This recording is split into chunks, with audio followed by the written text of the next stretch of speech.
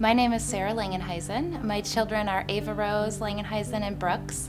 Ava is now 3.5 and Brooks is 6.5 months. I'm a lawyer here in town, and my first experience with breastfeeding was with my daughter Ava. And by the time I left the hospital, I was in extreme pain, bleeding, and having to pump and supplement her on formula, and I didn't know what was wrong.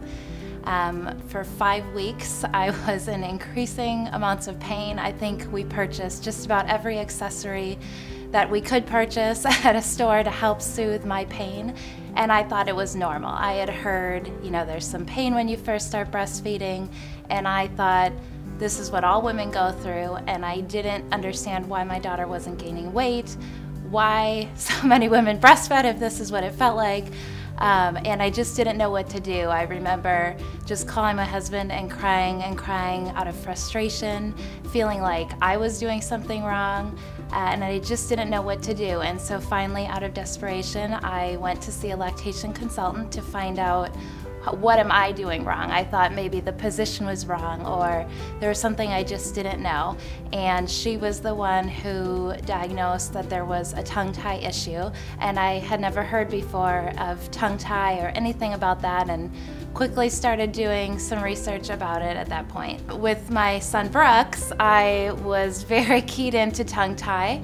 I had heard that it could run in families and was looking for it from the very first day he was born. Well, on his first appointment, I brought it up to Dr. Agarwal, and he confirmed that indeed Brooks did have a tongue tie issue as well.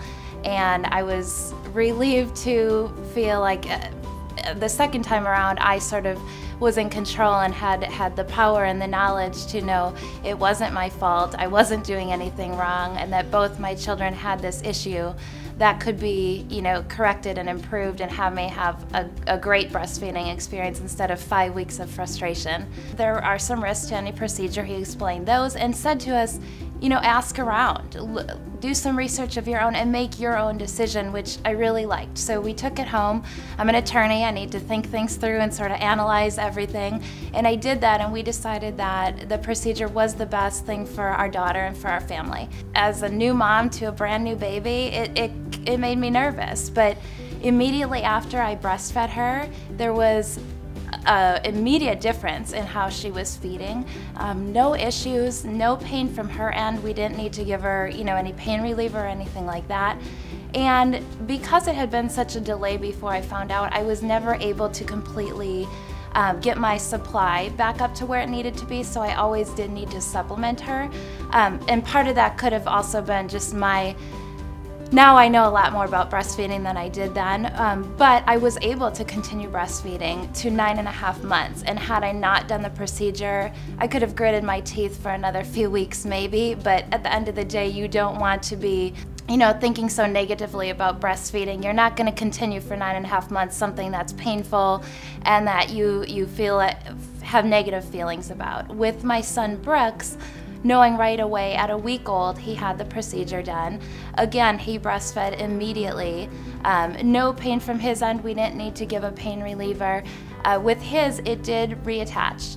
And at that point, Dr. Agarwal informed us, you can continue trying to breastfeed or you can get the procedure done again. And I wasn't having a lot of pain at that point, so I decided to see how it went. And Dr. Agarwal warned me that all of a sudden I couldn't notice an immediate spike in pain, and sure enough, I think a week or two later, that's exactly what happened, just almost overnight. And so at 8 weeks, we had the second procedure done, and this time it worked, and there was such a noticeable difference then, just at 8 weeks, in terms of how Brooks, used his tongue and was able to breastfeed, that my supply with him has always been great. I think largely due to the fact that I got it done at a week old and then again at 8 weeks, that I've never needed to supplement with formula, even going back to work. And with pumping, it's always remained at the levels he needed, and in fact, more than what he needs. So I've been very happy with that. There's a lot of information out there about tongue tie these days, and both of my children weren't the classic version, so it wasn't, you don't look at them and notice readily that they had this issue. So I educated myself about the different types of tongue tie, some of the short-term and long-term implications of not getting it corrected, speech issues, issues with their teeth from not being able to eat solid foods, and just all sorts of issues that could happen with not getting it corrected. You know, breastfeeding was a huge part of it for me, and wanting to be able to have that experience because I think it's extremely important. But also, what are the long-term implications of not getting it corrected?